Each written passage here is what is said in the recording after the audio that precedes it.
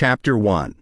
The departure. The sun was setting, casting a golden hue over the small town of Harper's Ferry, West Virginia. The streets were quiet, save for the chirping of crickets and the distant hum of a train. But in the driveway of a modest two-story house, there was a flurry of activity. 3 young men, Jake, Ethan, and Ryan, were hastily loading their belongings into a vintage 1965 Ford Thunderbird convertible. The car, with its faded blue paint and chrome detailing, had seen better days. But for the trio, it was a symbol of freedom and the adventures that awaited them on the West Coast. Jake, with his tall frame and curly brown hair, was the unofficial leader of the group. He had been the one to suggest the road trip, eager to escape the confines of their small town and explore the world beyond. Ethan, the more reserved of the 3, had initially been hesitant. But the promise of new experiences and the allure of the open road had eventually won him over. Ryan, the youngest and most impulsive, had jumped at the idea, eager for any excuse to leave behind the memories of a recent heartbreak. As they packed, the boys reminisced about their childhood adventures in Harper's Ferry.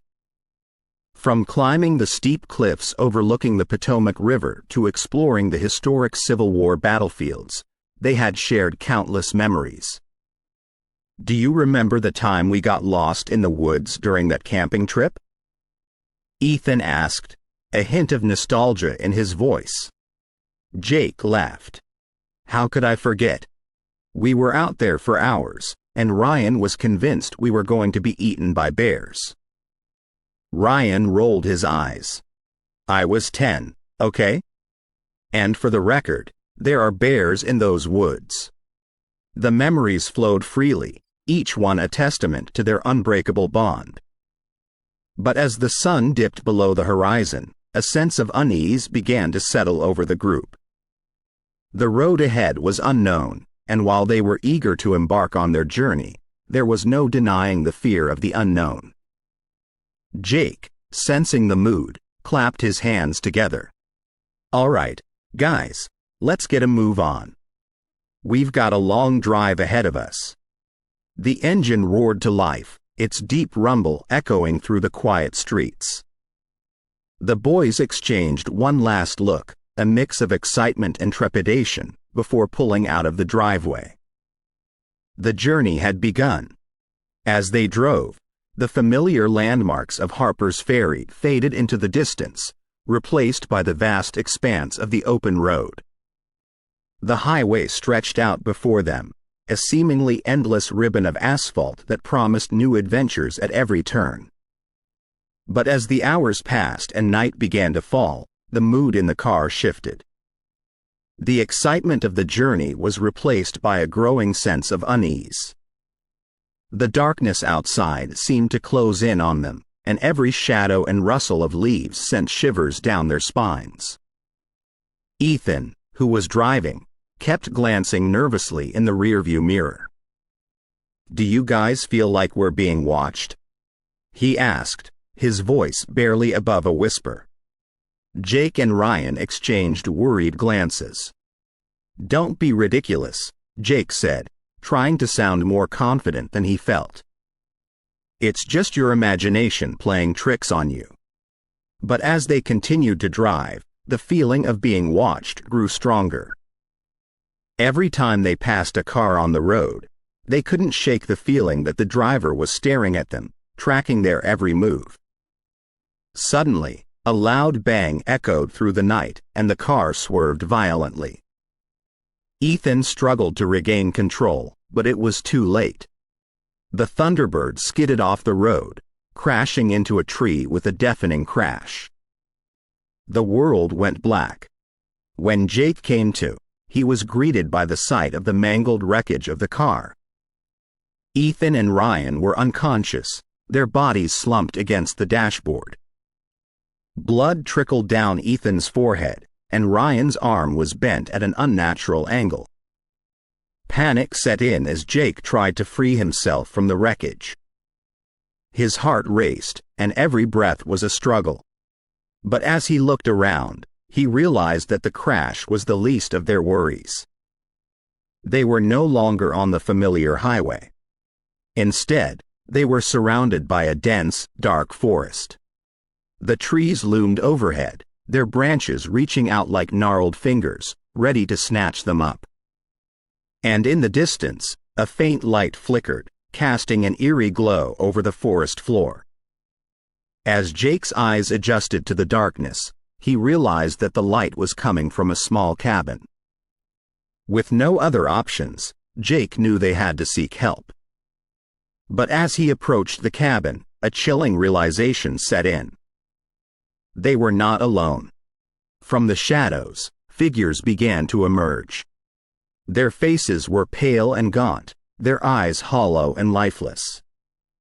They moved with a slow, deliberate grace, their every step echoing through the night. Jake's heart raced as he realized the truth. They had entered a world of darkness and horror, where the dead walked the earth and the living were prey. The journey had only just begun.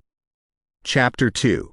The open road. The morning sun cast a golden hue over the horizon, painting the countryside in warm, inviting colors. The Ford Thunderbird, though battered from the previous night's ordeal, roared to life, its engine echoing the trio's determination to continue their journey. Jake, Ethan, and Ryan had decided to put the eerie events of the previous night behind them.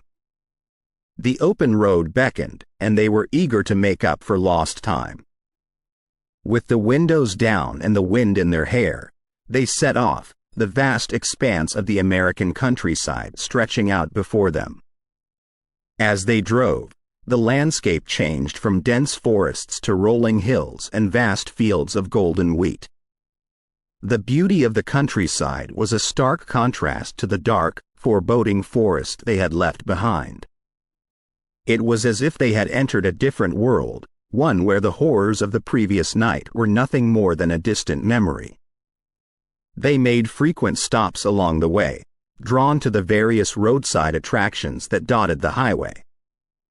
From quirky diners to kitschy souvenir shops, each stop was an opportunity to stretch their legs and take in the local flavor.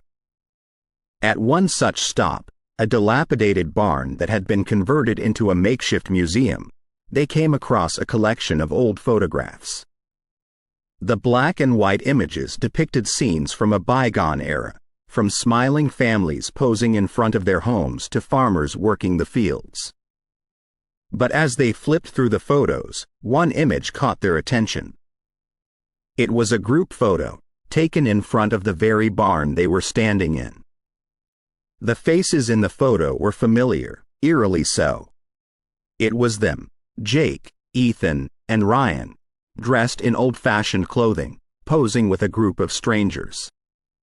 The realization sent a chill down their spines. How was it possible? They had never been to this place before, let alone posed for a photograph.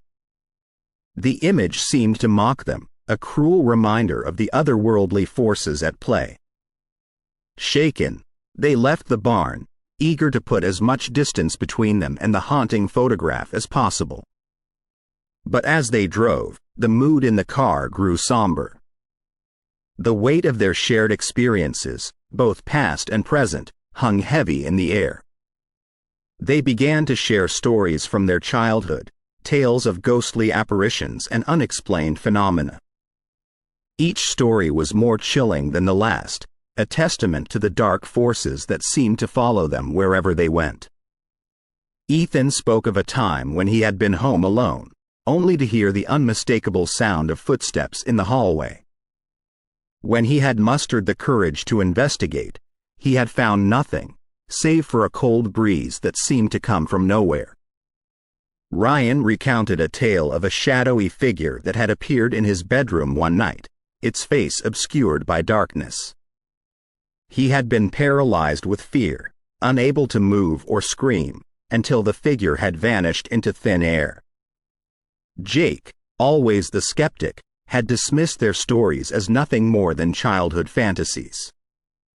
But even he had to admit that there was something strange about their journey, something that defied explanation. As the day wore on and the sun began to set, the trio found themselves on a desolate stretch of highway. The road seemed to go on forever, with no signs of civilization in sight. The only sound was the hum of the engine and the occasional rustle of leaves in the wind. Suddenly, the car's headlights illuminated a figure standing in the middle of the road. It was a woman, dressed in a tattered white dress, her long black hair covering her face. She stood perfectly still, her arms outstretched, as if beckoning them to come closer. Ethan slammed on the brakes, the car skidding to a stop just inches from the mysterious figure. The trio sat in stunned silence, their hearts racing, as the woman slowly turned to face them. Her face was pale and gaunt, her eyes hollow and lifeless. She stared at them with an intensity that sent shivers down their spines, her gaze never wavering. And then, just as suddenly as she had appeared, she vanished into the night, leaving the trio alone on the open road, their minds racing with questions and fear. The journey had taken a dark turn, and they couldn't shake the feeling that they were being watched, that the forces of darkness were closing in on them. The open road, once a symbol of freedom and adventure, had become a nightmare, and there was no escape in sight. Chapter 3. The Motel Mystery. The neon sign of the Desert Rose Motel flickered intermittently, casting an eerie glow over the desolate parking lot. Its pale blue and pink lights were the only source of illumination for miles, standing out starkly against the inky blackness of the desert night. Jake pulled the battered Thunderbird into a parking space close to their room. The car's engine sputtered before dying, as if it too was weary from the day's events. The trio stepped out, stretching their limbs and taking in their surroundings. The motel, a relic from a bygone era, had seen better days. Its paint was chipped, the windows dusty, and the once vibrant colors faded by the harsh desert sun. Ethan approached the reception, the bell above the door jingling softly as he entered. The interior was dimly lit, the air thick with the scent of stale cigarettes and old wood. Behind the counter stood an elderly woman, her skin leathery from years of sun exposure, her eyes sharp and piercing. "Room for 3, Ethan said, trying to keep his voice steady. The woman eyed him for a moment before nodding, handing him a key with the number 13 etched into it. "End of the hall," she rasped, her voice gravelly from years of smoking. Ethan thanked her and quickly rejoined his friends. They made their way to their room, the weight of the day's events heavy on their minds. The room was modest, with 2 double beds, a small bathroom, and a television that looked like it hadn't been updated since the 80s. Exhausted, the trio quickly settled in, the events of the day catching up with them. But just as they were drifting off to sleep, a sound jolted them awake. The unmistakable sound of a car horn, honking intermittently. Jake shot up, his heart racing. "Is that our car?" Ryan peered out of the window, his face pale. "It's coming from the Thunderbird." The trio exchanged worried glances. They had been through enough for one day, and the last thing they needed was more trouble. Jake, ever the brave one, decided to investigate. He cautiously approached the car, the horns blaring growing louder with each step. But as he reached the vehicle, the sound abruptly stopped. He inspected the car, looking for any signs of tampering, but everything seemed in order. "It's probably just a wiring issue," Jake called out to his friends, trying to sound more confident than he felt. But as they returned to their room, a sense of unease settled over them. The motel, with its flickering lights and eerie silence, felt oppressive, as if it was hiding a dark secret. "Ethan," unable to shake off the feeling of being watched, decided to take a shower, hoping the hot water would calm his nerves. But as he stepped into the bathroom, he noticed something odd. The mirror, which should have reflected his image, was blank, as if it was made of opaque glass. Confused, he reached out to touch it, but as his fingers made contact, the surface rippled, like water disturbed by a stone. And then, to his horror, a face began to emerge. Not his reflection, but that of a young woman, her eyes wide with terror, her mouth open in a silent scream. Ethan stumbled back, crashing into the bathroom door, his heart pounding in his chest. He tried to call out to his friends, but no sound came out, his voice trapped in his throat. Jake and Ryan, hearing the commotion, rushed to his aid. They found him on the bathroom floor, his face pale, his eyes filled with terror. "What happened?" Jake asked, his voice filled with concern. Ethan pointed to the mirror, but when they looked, they saw nothing but their own reflections staring back at them. The trio decided to leave, the motel's dark secrets too much for them to bear. But as they packed their belongings, they couldn't shake the feeling that they were being watched, that the motel and its inhabitants were not what they seemed.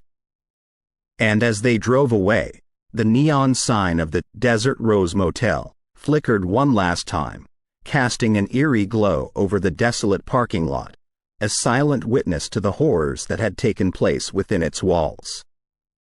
Chapter 4. The shift. The morning sun was a distant memory, replaced by an overcast sky that threatened rain. The Thunderbird cruised along the highway, its engine humming a monotonous tune that seemed to lull its occupants into a sense of complacency. Inside, the atmosphere was thick with tension, the events of the previous night still fresh in their minds.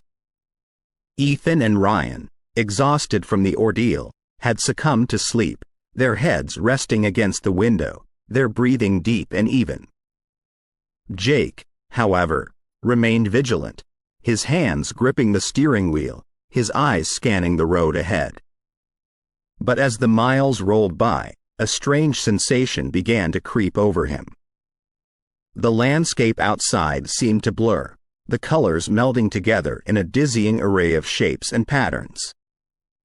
The hum of the engine grew louder, its rhythm syncing with his heartbeat, lulling him into a trance-like state. The world around him began to shift, the familiar landmarks of the highway replaced by a desolate landscape that seemed to stretch on forever. The road, once smooth and well-maintained, was now cracked and overgrown with weeds, its surface uneven and treacherous. Jake tried to shake off the feeling, to snap himself out of the trance, but it was as if he was trapped in a dream, unable to wake up. The Thunderbird continued to drive itself, its path unwavering, its destination unknown. Suddenly, a loud bang echoed through the silence, jolting Ethan and Ryan awake. They looked around in confusion, their eyes wide with fear. The landscape outside was unrecognizable, a vast wasteland devoid of life. "Where are we?" Ryan whispered, his voice trembling. Jake shook his head, trying to clear the fog from his mind. "I don't know," he replied, his voice hoarse. "I must have dozed off. I don't remember how we got here." The trio sat in stunned silence, the weight of their situation sinking in. They were lost, trapped in a world that seemed to defy the laws of nature. The road ahead was endless, with no signs of civilization in sight. They decided to keep driving, hoping to find a way out of the desolate landscape. But as the hours passed, their situation grew more dire. The car's fuel gauge was nearing empty, and they had no food or water. Desperation began to set in, the hope of escape fading with each passing mile. The vast wasteland seemed to close in on them, its oppressive silence weighing heavily on their minds. Suddenly, the car's engine sputtered and died, leaving them stranded in the middle of nowhere. Jake tried to restart it, but it was no use. They were out of gas. The trio stepped out of the car, the oppressive heat of the wasteland hitting them like a physical blow. The air was thick and heavy, making it difficult to breathe. They looked around, searching for any signs of life, but all they saw was the endless expanse of the wasteland, its horizon stretching on forever. Despair began to set in, the realization that they were truly alone, trapped in a world that seemed to have no way out. But as they stood there, a faint sound reached their ears. A low, rumbling growl that seemed to come from deep within the earth. The ground beneath their feet began to tremble, the vibrations growing stronger with each passing second. The trio exchanged panicked glances, their hearts racing. Something was coming, something big. And as they looked out over the horizon, they saw it. A massive, shadowy figure, its form obscured by the swirling dust and sand of the wasteland. It moved with a slow, deliberate grace, its every step causing the ground to shake. The trio watched in horror as it drew closer, its true form becoming clear. It was a creature of nightmares, its body a twisted mass of flesh and bone, its eyes glowing with an otherworldly light. It towered over them, its presence filling the air with a palpable sense of dread. The trio backed away, their minds racing, searching for a way out. But it was too late. The creature was upon them, its massive form blocking out the sun, casting them in its shadow. They were trapped, with no way out, their fate sealed. The wasteland had claimed them, its dark secrets forever hidden from the world. Chapter 5. The other dimension. The world around them was a kaleidoscope of unfamiliar colors and sounds. The sky, a haunting shade of lavender, cast an otherworldly glow over the landscape. The trees, if they could be called that, bore no resemblance to anything they had ever seen. Their trunks twisted and contorted in grotesque shapes, their leaves shimmering in hues of silver and gold. Jake, Ethan, and Ryan stood in stunned silence, trying to process their surroundings. The realization hit them like a ton of bricks. They were no longer in their world. They had been transported to another dimension, a place where the laws of nature and physics seemed to have been rewritten. As they ventured further into this strange land, they noticed the air was thick with a sweet, intoxicating scent. It made their heads spin, their senses heightened. Every sound, every movement, was amplified, as if they were experiencing the world through a magnifying glass. But it wasn't just the landscape that was different. The inhabitants of this dimension were unlike anything they had ever encountered. They were humanoid in shape but bore little resemblance to humans.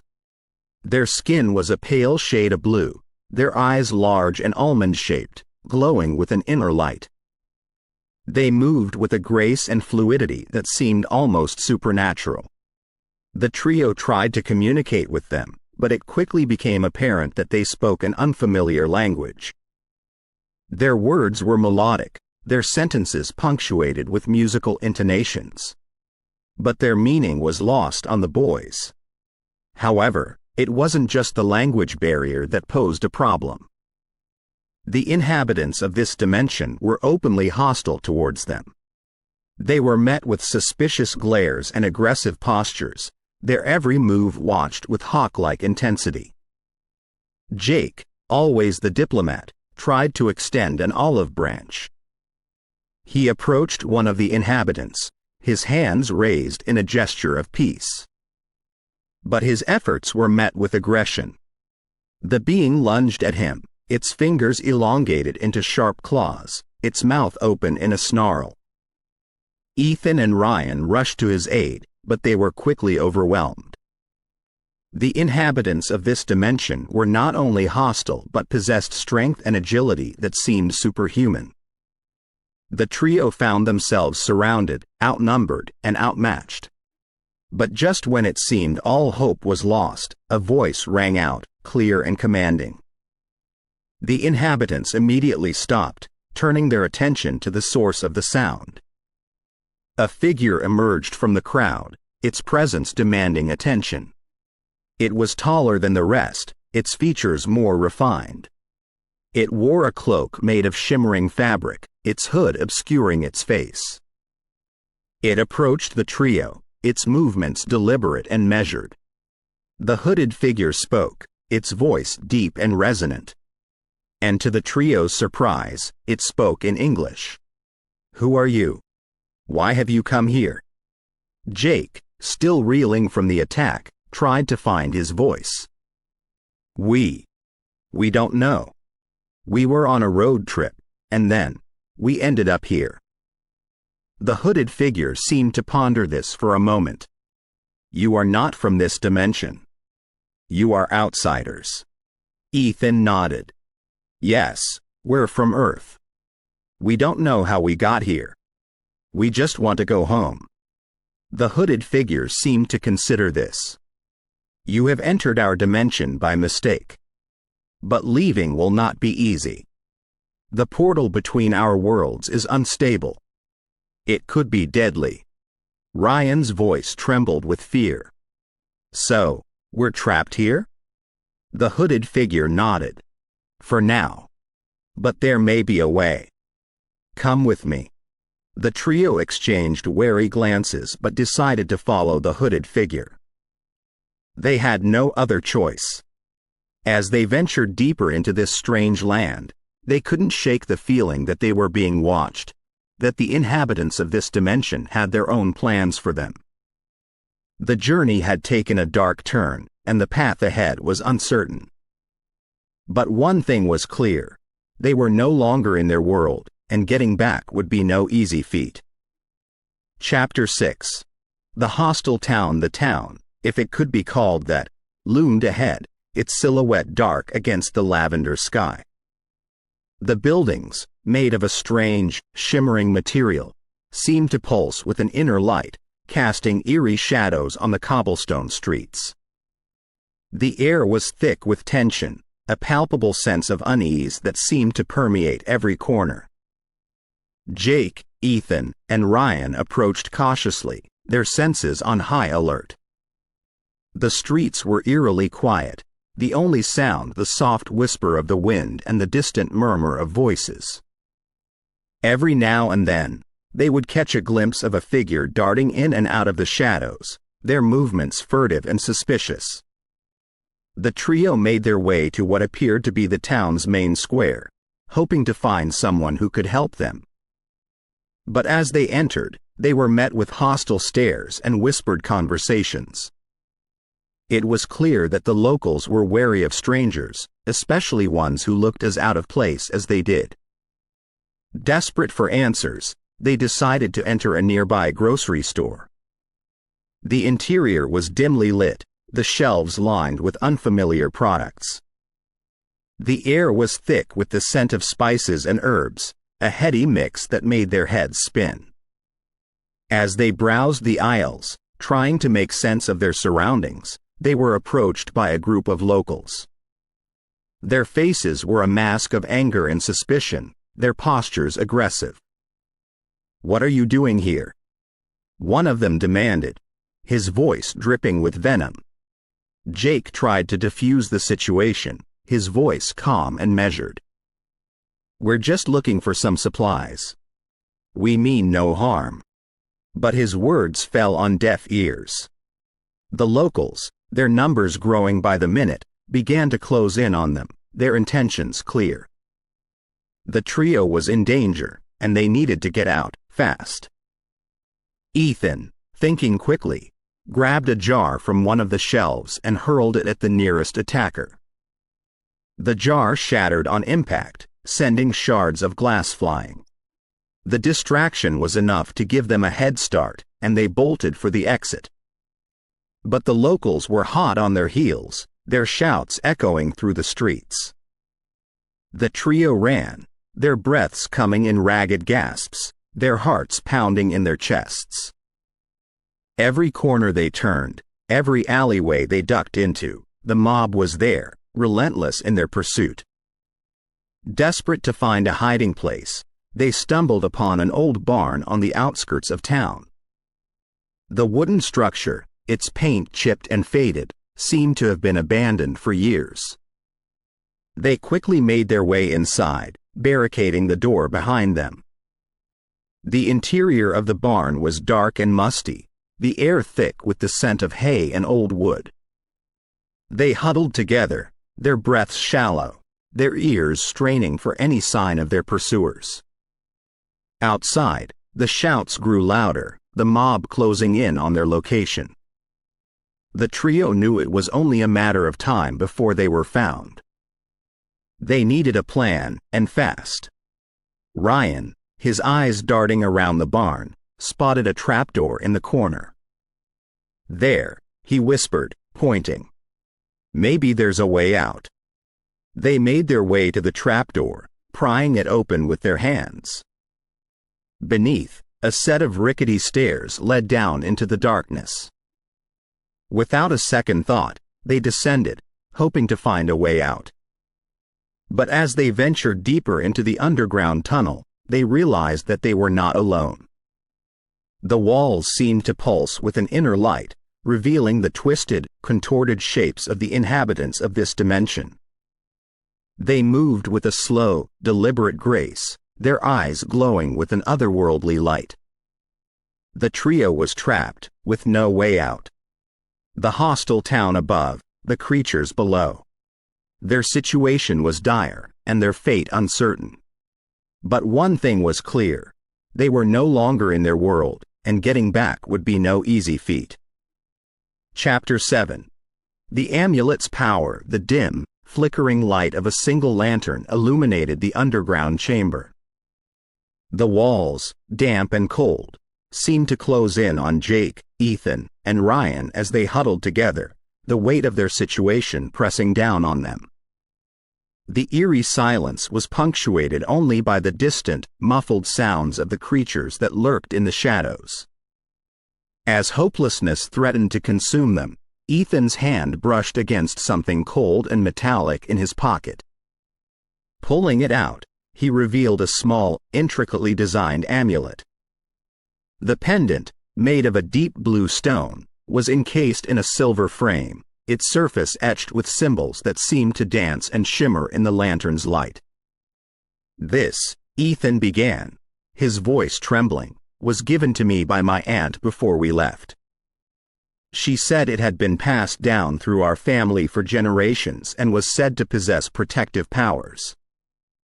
Jake and Ryan exchanged skeptical glances. In any other situation, they would have dismissed such a claim as mere superstition. But given the inexplicable events they had experienced, they were willing to entertain any possibility. "We need to use it," Ryan urged, desperation evident in his voice.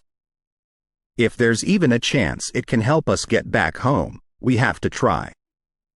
With a collective nod, the trio set about preparing for the ritual. Using the limited resources available to them, they drew a circle on the ground, placing the amulet in its center. They each took a position around the circle, their hands joined, their eyes fixed on the amulet. Ethan began to recite an incantation, the words unfamiliar and ancient. As he spoke, the amulet began to glow, its light pulsating in rhythm with his words. The air grew thick with tension, the very atmosphere charged with energy. The chamber seemed to come alive, the walls vibrating, the ground trembling beneath their feet.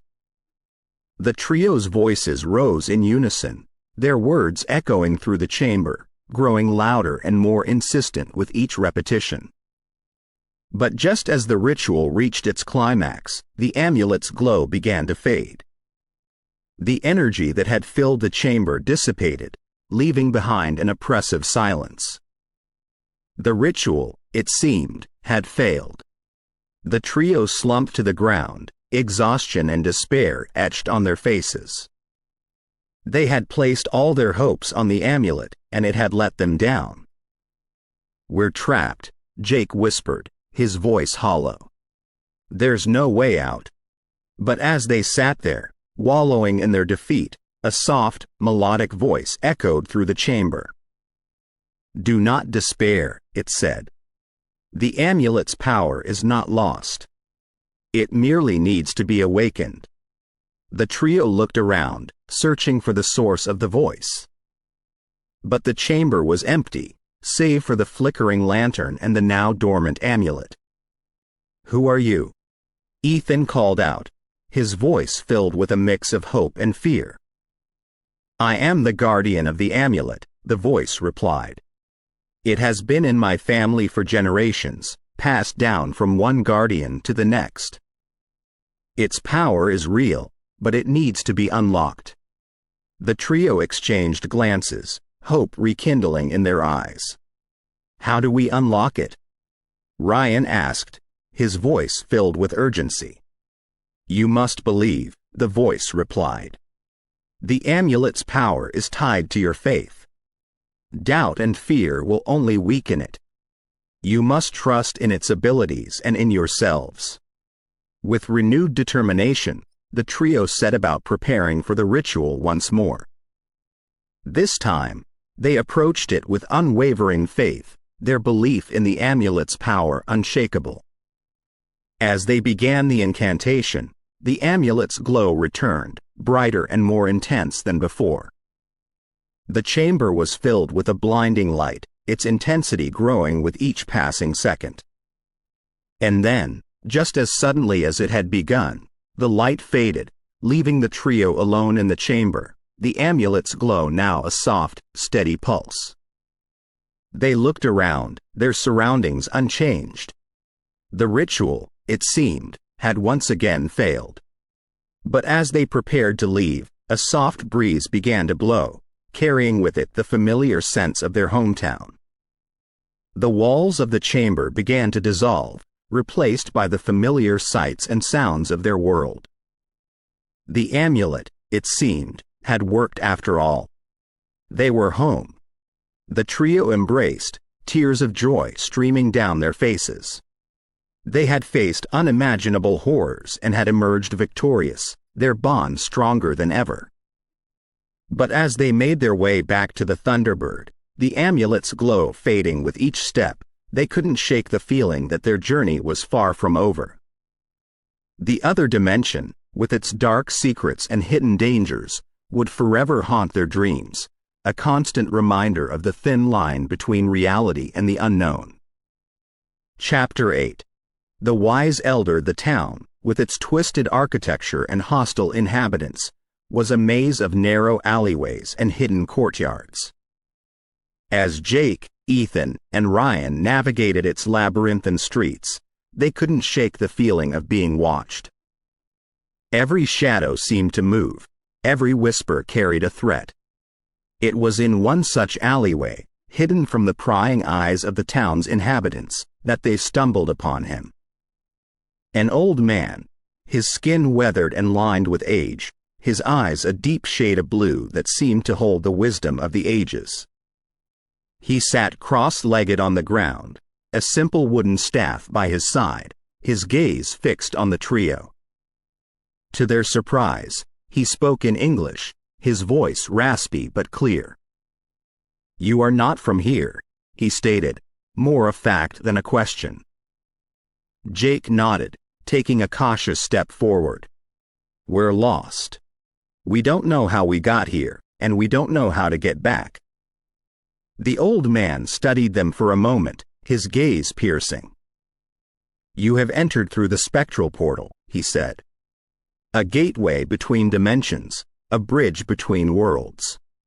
Ryan's eyes widened in realization. "That's what happened when we were driving. We entered the portal and ended up here." The old man nodded. "The portal is unstable, its energies unpredictable. Many have entered, but few have returned. Ethan clutched the amulet, hope rising in his chest. "We have this," he said, showing the old man the pendant. "It's supposed to have protective powers. Can it help us get back?"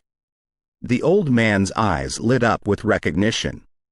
"Ah, the amulet of the ancients," he murmured. "A powerful artifact, indeed. But its power is dormant.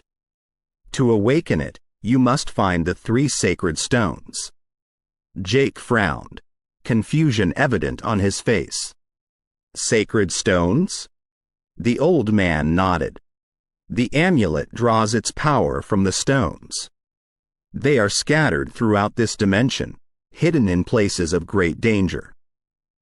Only by finding and uniting them can you unlock the amulet's true potential." The trio exchanged worried glances. The task seemed insurmountable, the odds stacked against them. But they had no choice. They needed to find the stones and return home. The old man, sensing their determination, offered his assistance. "I will guide you," he said. "But be warned, the journey will be perilous. The inhabitants of this dimension will stop at nothing to prevent you from succeeding."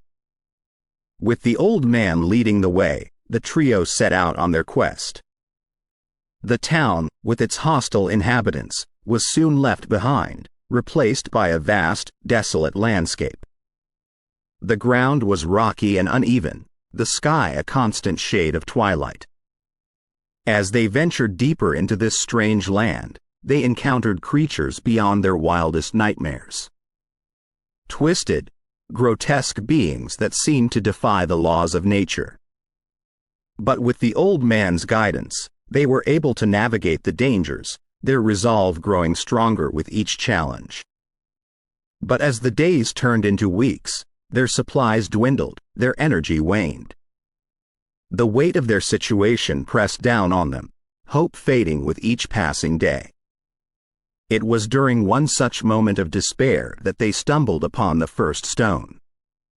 Hidden in a cave, guarded by a creature of unimaginable horror, its surface glowed with an inner light. With the old man's help, they were able to retrieve it, their spirits lifted by the discovery.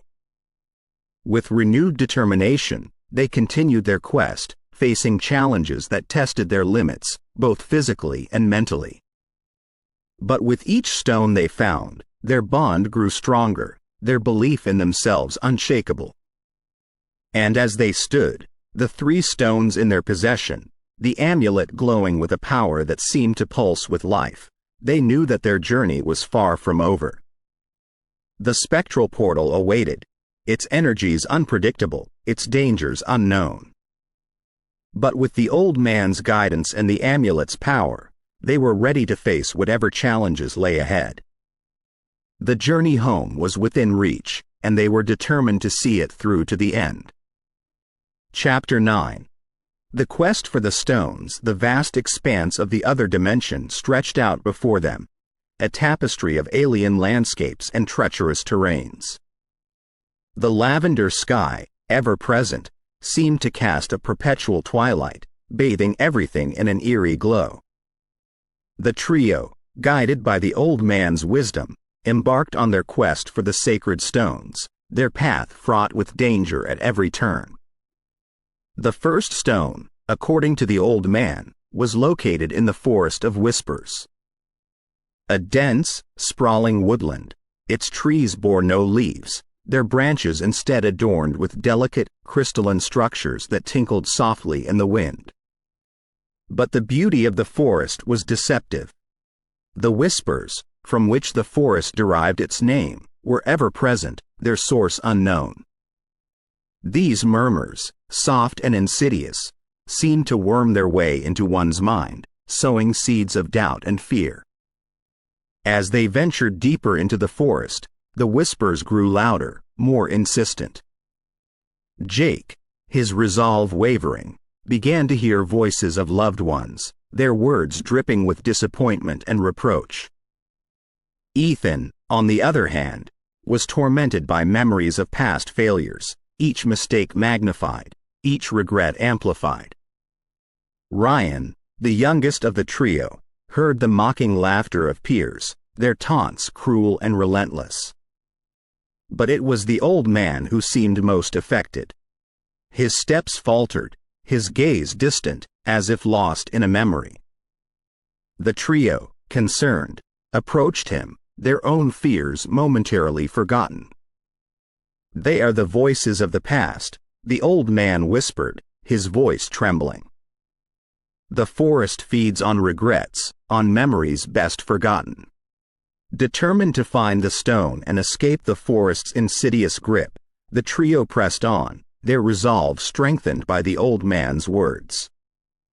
And after what seemed like an eternity, they stumbled upon a clearing, at the center of which stood a pedestal, atop which rested the first stone. Its surface, smooth and unblemished, shimmered with an inner light, its energy palpable. With the first stone in their possession, the trio, guided by the old man, set their sights on the second stone, said to be located in the Desert of Shadows. A vast, barren wasteland, the desert was devoid of any signs of life. But its most defining feature was the shadows. They moved, independent of any light source, their shapes constantly shifting, their intentions unknown. As they trudged through the desert, the shadows began to take form, their outlines becoming more defined. They seemed to mimic the trio's movements, their gestures eerily similar. But as the hours turned into days, the shadows grew bolder, their forms more solid, their intentions clear. They were hostile, their attacks relentless. The trio, their energy waning, found themselves surrounded, the shadows closing in. But just when all hope seemed lost, the old man, drawing on reserves of strength they didn't know he possessed, began to chant, his voice clear and resonant. The shadows, repelled by the sound, began to retreat, their forms dissolving into the desert sands. With the shadows vanquished, the trio continued their journey, the second stone now within reach. Located atop a towering dune, its surface etched with symbols that seemed to tell a story, the stone pulsed with energy, its power undeniable. With two stones in their possession, the trio, their spirits lifted, set their sights on the third and final stone. But the challenges they had faced thus far paled in comparison to what awaited them. The third stone, according to the old man, was located in the abyss of despair, a chasm so deep its bottom was lost in darkness. As they approached the abyss, its sheer magnitude became apparent. The chasm, its walls slick and treacherous, seemed to stretch on forever, its depths unknown. But the trio, undeterred, began their descent, their path lit only by the faint glow of the amulet. The descent was treacherous, the walls of the abyss lined with sharp, jagged rocks. But the trio, their determination unwavering, pressed on, each challenge overcome a testament to their resolve. And after what seemed like an eternity, they reached the bottom of the abyss, the third stone within reach. But as they approached, a creature, its form indescribable, its intentions clear, emerged from the shadows, its eyes fixed on the stone. The trio, their energy spent, found themselves facing their greatest challenge yet. But with the old man's guidance and the power of the amulet, they were able to vanquish the creature, the third stone now in their possession. With the quest for the stones complete, the trio, their bond stronger than ever, set their sights on home. The other dimension, with its challenges and dangers, had tested their limits, but they had emerged victorious, their resolve unshakable. But as they made their way back to the portal, the amulet's glow fading with each step, they couldn't shake the feeling that their journey was far from over. The other dimension, with its dark secrets and hidden dangers, would forever haunt their dreams, a constant reminder of the thin line between reality and the unknown. Chapter 10. The first stone, the dense canopy of the Forest of Whispers, allowed only slivers of the alien lavender sky to penetrate its depths. The trees, ancient and gnarled, seemed to watch the trio with a silent, brooding malevolence. Every rustle of the underbrush, every distant cry of an unknown creature, added to the palpable tension that hung in the air.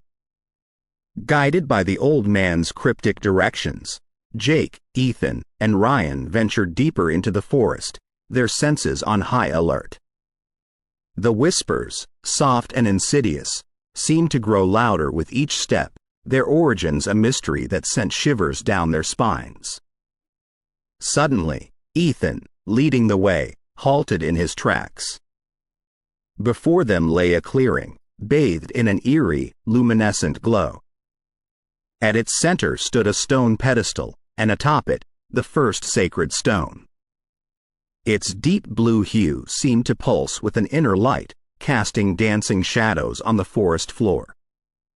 But it was the creature guarding it that held their attention. Nearly 8 feet tall, its body was a grotesque fusion of man and beast. Its eyes, a fiery shade of red, bore into them with malevolent intent. Its growl, low and guttural, echoed through the clearing, a clear warning to any who dared approach. The trio exchanged wary glances, the weight of their task pressing down on them. They needed that stone, but the creature, with its razor-sharp claws and teeth that gleamed in the dim light, was not going to make it easy. Jake, thinking quickly, whispered a plan to Ethan and Ryan.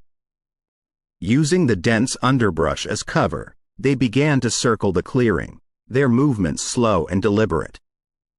The creature, sensing their intent, tracked their progress with its fiery gaze, its growls growing louder and more insistent. Ethan, using a series of hand signals, directed Jake and Ryan to their positions. With a deep breath, he stepped into the clearing, drawing the creature's attention. As it lunged at him, Jake and Ryan, using the element of surprise, attacked from the sides, their blows swift and precise. The creature, caught off guard, roared in pain and fury, its attacks becoming more frenzied. But the trio, working in perfect harmony, dodged and parried, their teamwork evident in every move. And then, with a final, desperate lunge, the creature fell, defeated. The trio, their breaths coming in ragged gasps, approached the pedestal, the stone now within reach. With a collective sigh of relief, they retrieved the stone, its energy pulsating in rhythm with their heartbeats. The first leg of their journey was complete, but they knew that the challenges that lay ahead were far from over. As night fell, they set up camp at the edge of the forest, the glow of the campfire casting dancing shadows on the trees. As they sat around the fire, they shared stories of their adventure, their bond growing stronger with each tale. Ethan, holding the stone, marveled at its beauty. "We did it," he whispered, his voice filled with awe. "We actually did it." Jake nodded, a smile playing on his lips. Together, he added, his gaze meeting Ethan's. Ryan, looking up at the stars, sighed contentedly. "1 down, 2 to go," he murmured, his voice filled with determination. The trio, their spirits lifted, settled in for the night, the challenges of the day behind them, the promise of a new day ahead. But as they drifted off to sleep, the whispers of the forest, soft and insidious, served as a constant reminder of the dangers that lay ahead. Chapter 11. The Desert Mirage. The transition from the dense, cool confines of the Forest of Whispers to the vast, scorching expanse of the Desert of Illusions was jarring. The sun, a fierce crimson orb, hung oppressively in the sky, its rays turning the sand beneath their feet into a blistering furnace. With each step, the trio felt the weight of the desert pressing down on them, the heat a relentless, suffocating force. As they trudged on, the desert played tricks on their minds. Mirages began to form on the horizon, their images shimmering and elusive. At one point, a vast oasis appeared before them, its waters cool and inviting. But as they approached, it vanished, leaving behind only the endless sea of sand. Ethan, his lips cracked and parched, squinted against the glare. "We need to find shelter," he rasped, his voice barely audible above the howling wind. But just when all hope seemed lost, a group of figures appeared on the horizon. As they drew closer, the trio could make out a tribe of nomads, their robes billowing in the wind, their camels laden with supplies. The tribe, sensing the trio's desperation, offered them water and shelter. Gratefully, Jake, Ethan, and Ryan accepted, their strength returning with each sip. As they rested, the tribe's elder, a wizened old man with deep-set eyes and a flowing white beard, approached them. "You seek the second stone," he stated, his voice deep and resonant. The trio nodded, their gazes fixed on the elder.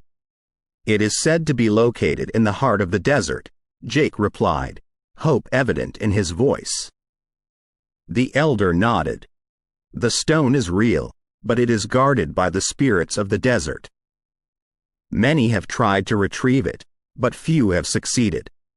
Determined to complete their quest, the trio, with the tribe's guidance, set out once more. The nomads, with their intimate knowledge of the desert, led them through hidden paths and secret oases, their journey made easier by their expertise. And after days of travel, they finally reached the stone's location. Hidden in a cave, its entrance guarded by intricate carvings and symbols, the stone pulsed with energy, its power undeniable. With the stone in their possession, the trio, their spirits lifted, returned to the tribe's camp, where a grand celebration awaited them. As the night wore on, they danced and sang, their bond with the tribe growing stronger with each passing moment.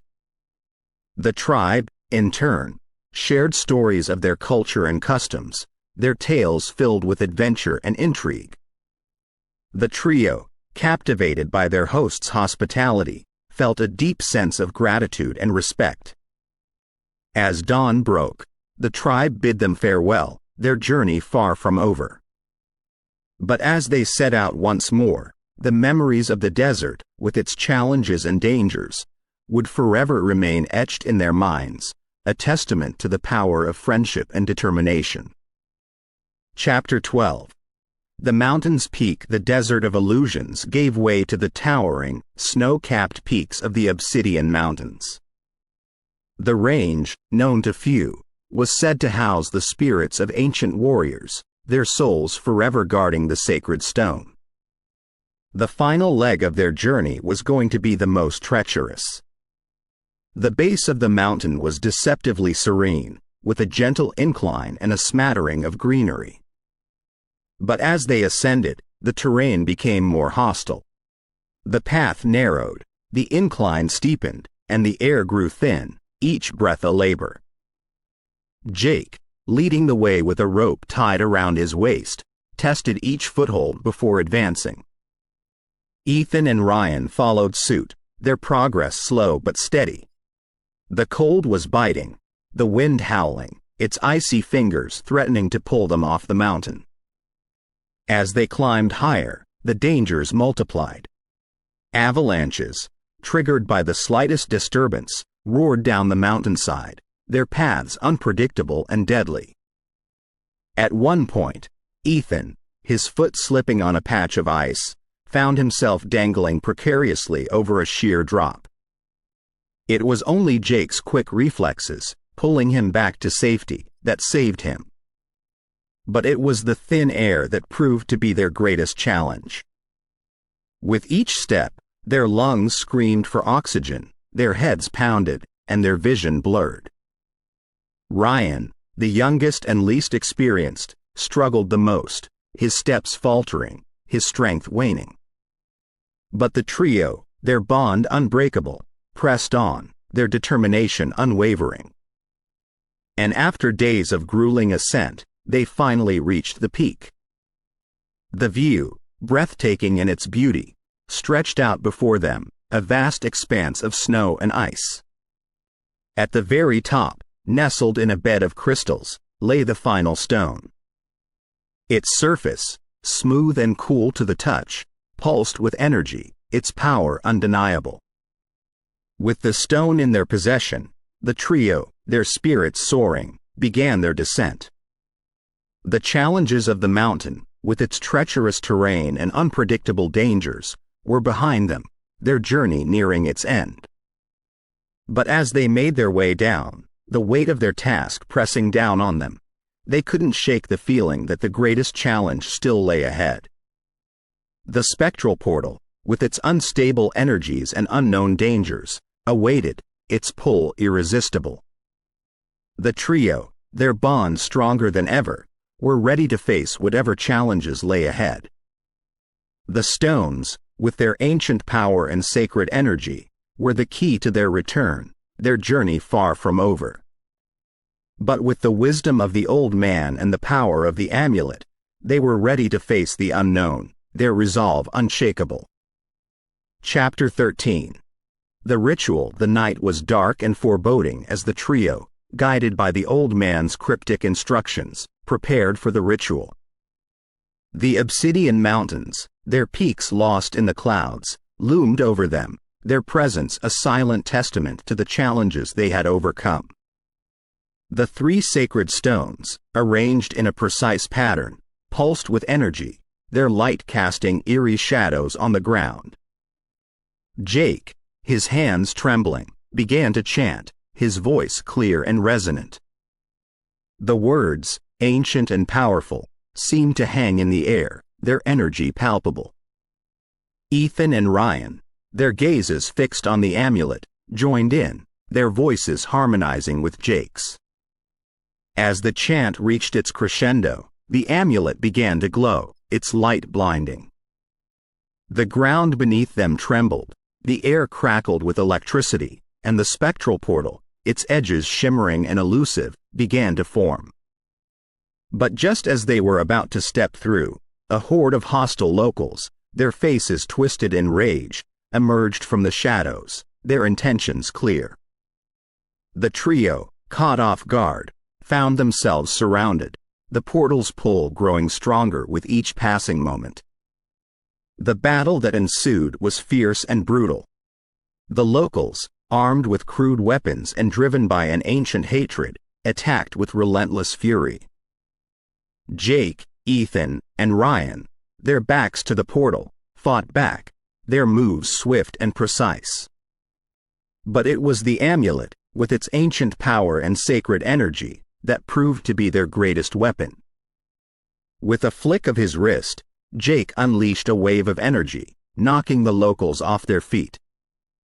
Ethan, drawing on the amulet's power, summoned a wall of fire, its flames licking the night sky. Ryan, his movements a blur, used the amulet to heal their wounds, his touch bringing relief and strength. The battle raged on, the odds seemingly insurmountable. But the trio, their bond unbreakable, pressed on, their determination unwavering.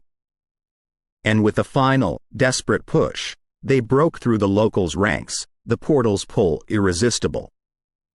As they stepped through, the world around them shifted, the other dimension fading away, their journey nearing its end. But the memories of their adventure, with its challenges and dangers, would forever remain etched in their minds, a testament to the power of friendship and determination.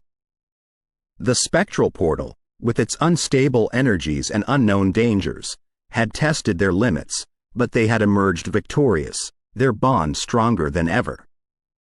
The other dimension, with its dark secrets and hidden dangers, would forever haunt their dreams, a constant reminder of the thin line between reality and the unknown. Chapter 14. The return. The sensation of passing through the spectral portal was disorienting, a maelstrom of colors and sounds that threatened to tear them apart. The very fabric of reality seemed to warp and twist, the boundaries between dimensions blurring and merging.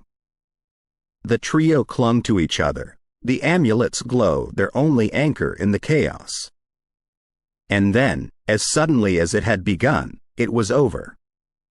The world around them solidified, the familiar sights and sounds of their world rushing to meet them. The highway stretched out before them, the old Ford Thunderbird parked by the side, its chrome glistening in the sunlight. The trio, their legs shaky, stumbled out of the portal, their relief palpable. They were home. The dangers and challenges of the other dimension, while still fresh in their minds, seemed like a distant memory, a nightmare best forgotten. Jake, his eyes brimming with tears, looked around, taking in the familiar sights. "We made it," he whispered, his voice filled with awe. "We actually made it." Ethan, his gaze fixed on the horizon, nodded. "Thanks to the amulet," he added, his fingers brushing its smooth surface. "Without it, we would have been lost." Ryan, the weight of their adventure pressing down on him, sank to his knees, his emotions overwhelming. "I never thought I'd see this place again," he murmured, his voice choked with emotion. The trio, their bond stronger than ever, embraced, their relief and joy evident in every gesture. The other dimension, with its dark secrets and hidden dangers, was behind them, their journey far from over. With a newfound appreciation for their world, they continued their journey to the university, the open road stretching out before them. The challenges they had faced had tested their limits, but they had emerged victorious, their resolve unshakable. As they drove on, the memories of their adventure, with its twists and turns, played out in their minds, a constant reminder of the thin line between reality and the unknown. The other dimension, with its ancient power and sacred energy, would forever haunt their dreams, its pull irresistible. But for now, they were content, their spirits lifted, their bond unbreakable. The university, with its promise of a new beginning, awaited, their journey just beginning. The road ahead, with its challenges and dangers, held no fear for them, their determination unwavering. The trio, their hearts full of hope and optimism, were ready to face whatever challenges lay ahead, their future bright and full of promise. Chapter 15. Reflections. The university's towering spires and sprawling campus came into view, a stark contrast to the otherworldly landscapes they had traversed. But as they approached, the weight of their journey pressed heavily upon them. The car's engine hummed a steady rhythm, but inside, a profound silence enveloped the trio. Jake, his fingers drumming on the steering wheel, broke the silence. "It feels like a dream," he murmured, his voice distant. "Like something out of a twisted fairy tale." Ethan, staring out of the window, nodded. "A part of me wonders if it was real. If we didn't just imagine the whole thing." Ryan, clutching the amulet, its surface cool against his skin, shook his head. "This is real," he whispered, holding it up for them to see. "This is proof." The trio, lost in their thoughts, continued their journey, the weight of their adventure pressing down on them. The other dimension, with its dark secrets and hidden dangers, haunted their every thought, its pull irresistible. As they neared the university, Jake, his voice filled with determination, spoke up. "We can't tell anyone," he stated, his gaze meeting Ethan's and Ryan's. "No one would believe us." Ethan, nodding in agreement, added, "It's our secret. Our burden to bear." Ryan, the weight of their decision pressing down on him, sighed. "It's for the best," he murmured, his voice filled with resignation. The trio, their bond stronger than ever, embraced, their relief and joy evident in every gesture. The other dimension, while still fresh in their minds, was behind them, their journey far from over. As they stepped onto the university's grounds, the promise of a new beginning beckoned, their future bright and full of hope. The challenges they had faced had tested their limits, but they had emerged victorious, their resolve unshakable. The amulet, with its ancient power and sacred energy, served as a constant reminder of their adventure, its pull irresistible. The trio, their hearts full of hope and optimism, were ready to face whatever challenges lay ahead, their future bright and full of promise. But as they settled into their new lives, the memories of their journey, with its twists and turns, haunted their dreams, a constant reminder of the thin line between reality and the unknown. The other dimension, with its dark secrets and hidden dangers, would forever remain etched in their minds, its pull irresistible. The trio, their bond unbreakable, faced the future with determination and hope, their spirits lifted, their hearts full of optimism. The university, with its promise of a new beginning, awaited, their journey just beginning. The road ahead, with its challenges and dangers, held no fear for them, their determination unwavering. The trio, their hearts full of hope and optimism, were ready to face whatever challenges lay ahead, their future bright and full of promise. We hope you have enjoyed our paranormal scary story about college road trip to hell. Please visit us at Paranormal Untold Stories. Come to listen to more of our scary stories collection. Paranormal Untold Stories encourages you to contact us if you have your own untold story that you would like our professionals team to put online as a scary story. Thank you. Please follow our YouTube channel, Paranormal Untold Stories, and encourage others to do the same. Paranormal Untold Stories.